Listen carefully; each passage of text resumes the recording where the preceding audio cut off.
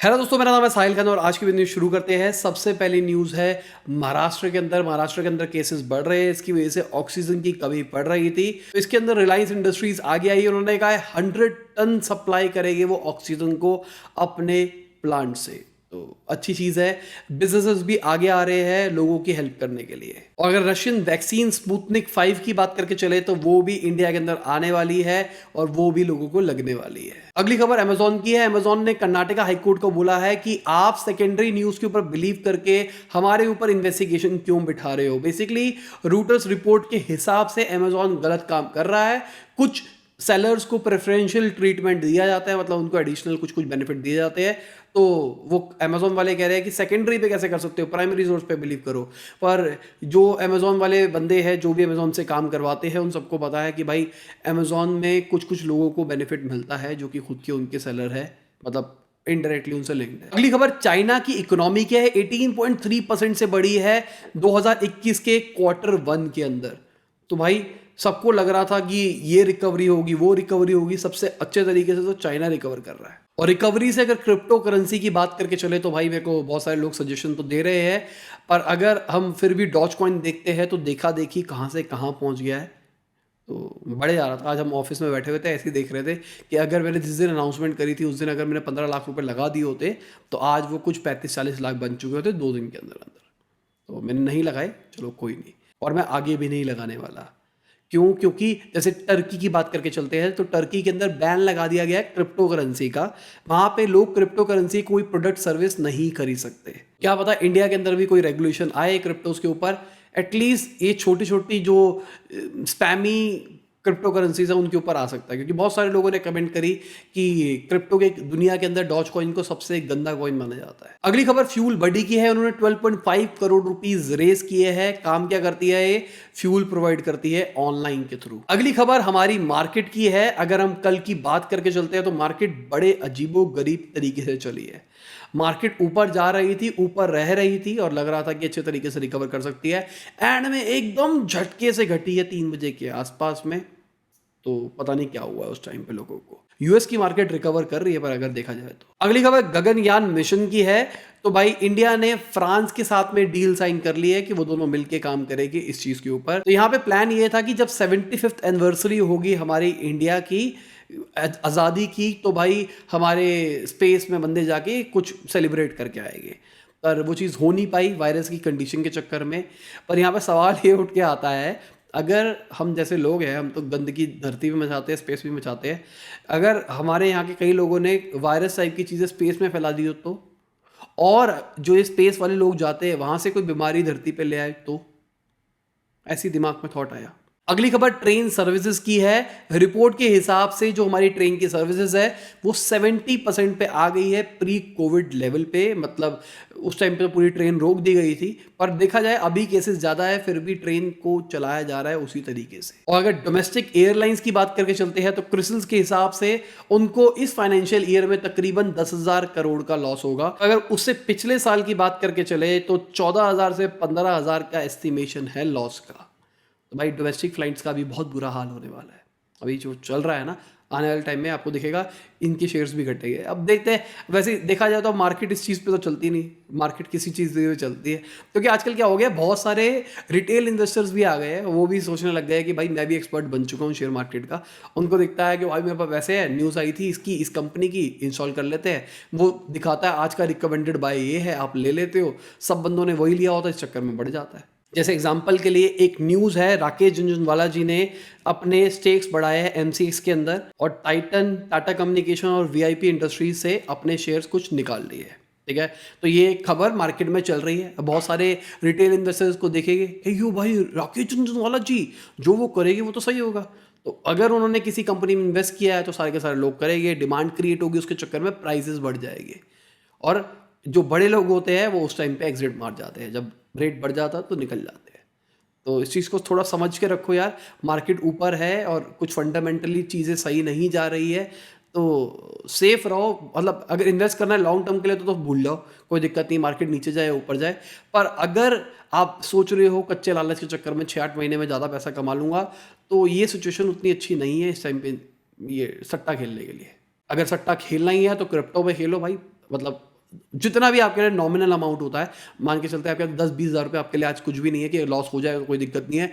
ऐसी क्रिप्टो में डाल के टेस्ट करके देख सकते हो। मतलब मुझे नहीं पता, मैं अभी तक रिकमेंड नहीं करता। अगर कोई फाउंडर अनफिल्टर्ड में कोई सीरीज़ में कोई फाउंडर आया जिनको क्रिप्टो के बारे में ज़्यादा पता होगा, तो उनके साथ इस चीज़ के ऊपर डिस्कस करेंगे, समझेंगे किस तरीके से हमको इन्वेस्ट करना चाहिए, किस में इन्वेस्ट करना चाहिए। और अगर फाउंडर्स अनफिल्टर की बात करके चले तो भाई रात को आ रही है, टाइम चेंज किया है मैंने, सैटरडे नाइट किया है।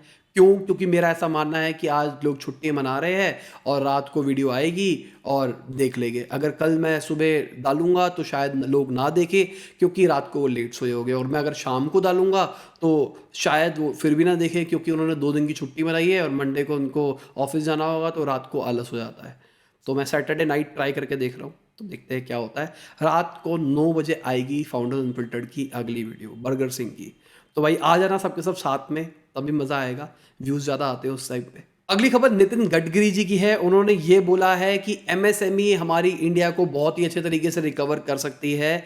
मैं भी बहुत टाइम से बोल रहा हूँ कि आने वाले 5 साल हमारे लिए बहुत अच्छे हो सकते हैं। ये एमएसएमई के चक्कर में ही कह रहा हूँ, क्योंकि पूरी दुनिया ना हम ऑल्टरनेटिव ढूंढ रही है चाइना के लिए। हाँ, मानता हूँ अभी चाइना अच्छे तरीके से ग्रो कर रहा है, क्योंकि ऑल्टरनेटिव्स तैयार नहीं है उतने स्ट्रॉन्ग तरीके से इस टाइम पे। पूरी दुनिया ढूंढ रही है ऑल्टरनेटिव्स, इंडिया एक अच्छा ऑल्टरनेटिव बन सकता है, और इंडिया से जो एमएसएमई है वो बहुत ज़्यादा बढ़िया काम कर सकते हैं। और अगर हम नोएडा की बात करके चलते हैं तो कहा जा रहा है तकरीबन 3870 करोड़ रुपीस इन्वेस्ट कर सकती है कुछ कंपनियां, जिसमें से अडानी की कंपनी भी एक है, अडानी एंटरप्राइजेस। कहा जा रहा है इसे तकरीबन 48,000 जॉब्स क्रिएट हो जाएगी। तो सब लोग गालियां तो देते हैं इन लोगों को कि भाई ये लोग ऐसे है वैसे है वैसे है, पर यार कितने लोगों का घर भी चलता है इनकी वजह से, वो भी सोचो आप। कभी कभी उस एंगल से नहीं सोचता है। ठीक है, वो लोन ले रहे हैं, देश का कुछ भी कर रहे हैं, पर कितने लोगों को घर भी चला रहे हैं, वो बात भी देखने वाली है। और अभी मैं देख रहा हूँ नोएडा में भी बहुत सारी कंपनीज जा रही है, तो क्या अब गुड़गांव से सारी कंपनीज नोएडा टाइप में शिफ्ट होने शुरू हो जाएगी? बता दो मुझे एक बार कमेंट में। अगली खबर विप्रो के शेयर की है भाई, वो भी ऑल टाइम हाई छू गया। क्यों? क्योंकि उसके क्वार्टर 4 के रिजल्ट्स बहुत अच्छे आए हैं। क्यों? क्योंकि उनके क्वार्टर 4 के रिजल्ट्स बहुत अच्छे आए हैं। तकरीबन 27% से ज़्यादा उनका प्रॉफिट इंक्रीज किया है ईयर ऑन ईयर, मतलब उससे पिछले में जो था उससे ज़्यादा। अगली खबर सुनील मित्तल जी की है, एयरटेल वाले। उन्होंने फिर से बात करी है इंडिया के अंदर टेलीकॉम कंपनीज के बारे में। उन्होंने कहा है कि इस टाइम पे इंडिया के अंदर 2.5 कंपनियां ही है, खाली 2.5 कंपनियां, मतलब एयरटेल, जियो और ये जो वोडाफोन आइडिया वाला मिक्सचर है, बस वो लड़क लड़क के जी रही है। पर मुझे ये समझ में नहीं आता, हम सब ये 3 कंपनीज की बात करते हैं, बीएसएनएल की बात कोई क्यों नहीं करता? अभी भी मरी तो नहीं है मेरे हिसाब से शायद। अगली खबर जैक मा की है। जैक मा एक वीडियो कॉन्फ्रेंस में दिखाई दिए पुतिन के साथ में, और ये कब हो रहा है? जब अलीबाबा के ऊपर बहुत मोटा फाइन लगा है, यूएस के अंदर वो अच्छे तरीके से ग्रो भी कर रहा है। तो क्या ये जैक मा रशिया साइड पे स्विच हो सकते हैं? अगली खबर सिटी ग्रुप की है। वो कंज्यूमर बैंकिंग से निकल रहा है इंडिया के अंदर और भी 12 अदर मार्केट से। अगली खबर उबर की है। उबर ने ये कहा है सितंबर से वो हाइब्रिड मॉडल पे आ जाएंगे अपने एम्प्लॉयज के लिए। 3 दिन ऑफिस में आना होगा, बाकी दिन उनको घर से काम करना होगा। तो बहुत सारी कंपनीज इसी हाइब्रिड मॉडल के ऊपर स्विच हो रही है, मतलब उनका कहना है कि ऐसा कुछ हो जाएगा। बाकी मेरा तो अभी वर्क फ्रॉम होम चालू हो चुका है। अभी आज तो घर पे बैठ के मैं वीडियोस बनाऊंगा। ये जो आप वीडियो देख रहे हो एक दिन पहले बनी हुई है, रात को बनी हुई है। तो आज तो मैं घर पे बैठ के कुछ कर नहीं सकता, तो ऑफिस भी नहीं आ सकता। पर देखते हैं मंडे से क्या होता है, क्या मैं ऑफिस आ पाऊंगा या फिर घर से ऑपरेट करूंगा। अगली खबर कॉइनबेस के को फाउंडर ने यह बताया कि जब उन्होंने कॉइनबेस की शुरुआत करी थी उस टाइम पे बिटकॉइन का जो प्राइस था वो $6 था। तो मेरे को भी याद है जब मैं इंजीनियरिंग कर रहा था तो मैंने एक बार बात करी थी क्रिप्टो के बारे में। मुझे प्रिसाइजली याद नहीं है कि वो बिटकॉइन ही था या क्या था, बस मुझे ये पता था उस टाइम क्रिप्टो कुछ नया नया आ रहा था और मैंने अपने दोस्त को कहा था 5,000 रुपये इन्वेस्ट करते हैं भाई। और इन्वेस्ट का मतलब ये था कि भाई आज इतने रुपये लगा लेते हैं, जो हमारी इंजीनियरिंग कंप्लीट होगी वो 5,000 के 10,000 बन जाएंगे। ऐसी कुछ मैंने बात करी थी, मुझे कच्चा पक्का जो याद था। मैंने उससे फ़ोन करके भी कंफर्म किया था आज से 1.5-2 साल पहले, जब बिटकॉइन का एकदम बवाल उठा था। तो मैंने उसको कहा था भाई यही थी क्या बिटकॉइन? उसका भी यही कहना था कि भाई हाँ यही था। तो उस जमाने में अगर मैंने ले लिए होते तो आज तो मैं ये काम थोड़ा ना कर रहा होता मैं। अगली खबर स्विगी की है। स्विगी $500 मिलियन रेज कर रहा है सॉफ्ट बैंक विजन फंड से। अगली खबर टेस्ला की है। टेस्ला इंडिया के अंदर आ ही रहा है। तो नितिन गडकरी जी ने ये बोला कि उन्होंने टेस्ला वालों को कहा था कि इंडिया के अंदर फैक्ट्री लगा लो, ये बहुत ही अच्छी अपॉर्चुनिटी है अगर इंडिया के अंदर फैक्ट्री लगाई जाती है तो मेरे हिसाब से भी एक अच्छी अपॉर्चुनिटी हो सकती है अगर इंडिया के अंदर फैक्ट्री लगाई जाती है तो।